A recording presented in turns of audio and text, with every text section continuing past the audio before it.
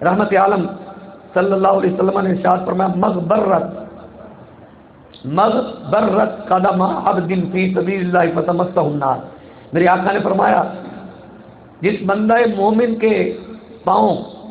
غبار آلود ہو جائے نا اسے جہنم کی آگ چھو بھی نہیں سکتی. اللہ کی راہ میں جس بندہ مومن کے قدم اللہ کی راہ میں غبار آلود ہو جائیں اسے جہنم کی آگ چھو بھی نہیں سکتی. یہ کریم نے فرمایا مم ماتا ولم یغزو ولم یحدث به نفسه. حضور نے فرمایا کہ جو بندہ اس حال میں مرا کہ اس نے کبھی کسی غزوے میں کبھی کسی جنگ میں شرکت نہیں کی اور نہ ہی اس کے دل میں شہادت کی آرزو پیدا ہوئی, اس کے دل نے اس پر بات کی, لم یحدث به نفسه, اس کے دل نے اس کے جی نے اس پر کبھی بات ہی نہیں کی, یعنی شہادت کی جہاد کی کبھی آرزو بھی پیدا نہیں ہوئی. حضور نے کیا فرمایا؟ فرمایا مات علی شعبۃ من النفاق, وہ نفاق کے ایک حصے پر مرا ہے. اور میں کل پرسوں ایک حدیث پاک پڑھ رہا تھا, کل جمعہ تھا نا, کل جمعہ کی تیاری کر رہا تھا, جمعہ میں تو یہ حدیث پاک میں نہیں پڑھ سکا تو ایک حدیث پاک پر سارا جمعہ ہو گیا. میرے آقا کریم علیہ الصلوۃ والسلام نے ارشاد فرمایا جو تیر اندازی سیکھنے کے بعد بھول گیا, آگے سنیے کیا ہے. یہ لئی منا کے جملے کو آپ اتنا سستا اور ہلکا سمجھتے ہیں, کیوں؟ قوم کا مزاج ہی ہے. دودھ بیچنے والا دودھ میں پانی ملا کر بیچ رہا ہے, ملاوٹ کر رہا ہے, اور جناب والا مرچوں کا پاؤڈر بیچنے والا اس میں بورا مکس کر رہا ہے, نمک بیچنے والا پتھر مکس کر رہا ہے, آٹا بیچنے والا اس میں نہ جانے کیا کیا مکس کر کے اور ملاوٹ کر کے بیچ رہا ہے, اور اس نے پھر تسلی کے ساتھ اپنی دکان کے اوپر لکھا ہوا ہے من غش فلیس منا. خبر نہیں نا اسے, حقیقت نہیں نا پتا, اس کی معنویت سے بے خبر ہے, اسے پتہ نہیں کہ من غش فلیس منا کس ہستی کا فرمان ہے اور اس کے اندر کیا ہے, کیا کہہ رہے ہیں نبی. اور یہ نیچے جو دھندا کر رہا ہے اور نیچے جو کاروبار کر رہا ہے کہ یہ کھلم کھلا اپنے نبی کی مخالفت نہیں کر رہا. ارے کمینے, یا تو پھر یہ فرمان نہ لکھ, اگر فرمان لکھا ہے تو پھر ڈھٹائی کے ساتھ اور انتہائی جنابے والا ہے جی, انتہائی بے شرمی کے ساتھ اوپر لکھا ہوا ہے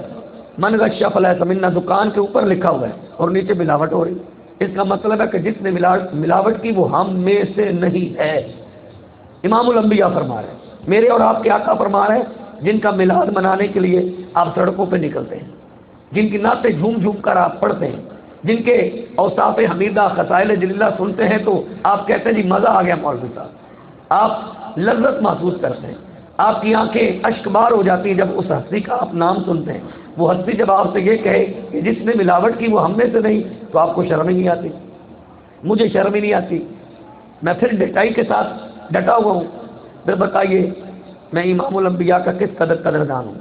میں رسول اللہ صلی اللہ علیہ وسلم سے کتنا پیار کرتا ہوں, میری محبت کے تقاضے کیا ہیں اور میری محبت کا پیمانہ کیا ہے. یہ پیمانہ ہے میری محبت کا کہ نبی یہ فرما رہے ہیں اور میں کیا کر رہا ہوں. یہ وہی لیس منا میرے آقا نے فرمایا جس نے تیر اندازی کی اور تیر اندازی سیکھنے کے بعد بھول گیا, میرے آقا نے فرمایا وہ ہم میں سے نہیں. یہ حدیث پڑھ کر میں جو اچنبے کی بات اور حیرت جس پر مجھے ہوئی, وہ حیرت اور اچنبا جس پر مجھے ہوا وہ کیا تھا کہ تیر اندازی سیکھنے کے بعد بندہ بھول جائے تو اسے حضور کہیں کہ وہ ہم میں سے نہیں, اور جسے کبھی تڑپ بھی نہیں پیدا ہوئی, جس نے سیکھی بھی نہیں, نہ جہاد کی طرف, نہ جناب والا مجاہدین کے لیے طرف, نہ غازیوں کے لیے طرف, نہ اسلام کی رفعت و سربلندی کی طرف. اللہ کا قرآن تو کہتا ہے وَقَاتِلُوهُمْ حَتَّى لَا تَكُونَ فِتْنَةٌ وَيَكُونَ الدِّينُ كُلُّهُ لِلَّهِ. رب کا قرآن تو کہتا ہے کہ لڑو ان سے, قاتلوہم ان سے لڑو یہاں تک کہ فتنہ نہ رہے, اور وَيَكُونَ الدِّينُ كُلُّهُ لِلَّهِ, دین سارے کا سارا اللہ کے لیے ہو جائے. یعنی کیا مطلب, دین سر بلند ہو جائے, اعلاء کلمت اللہ کے لیے, اللہ کا کلمے کی, اللہ کے کلمے کی سربلندی کے لیے آپ میدان کارزار میں کود پڑو. پھر انجام کار کیا ہوتا ہے, انہیں پتہ نہیں ہے پوری دنیا کفر اسرائیل کی سپورٹر بنی ہوئی ہے،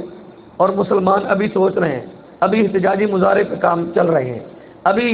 بیان بازی چل رہی ہے، ابھی حمایت ہو رہی ہے، ابھی جناب والا ہے جی یہ جی ہسپتالوں پر حملے ہو رہے ہیں، ہم مذمت کرتے ہیں، 900 بندہ شہید ہو گیا، ہم مذمت کر رہے ہیں جی،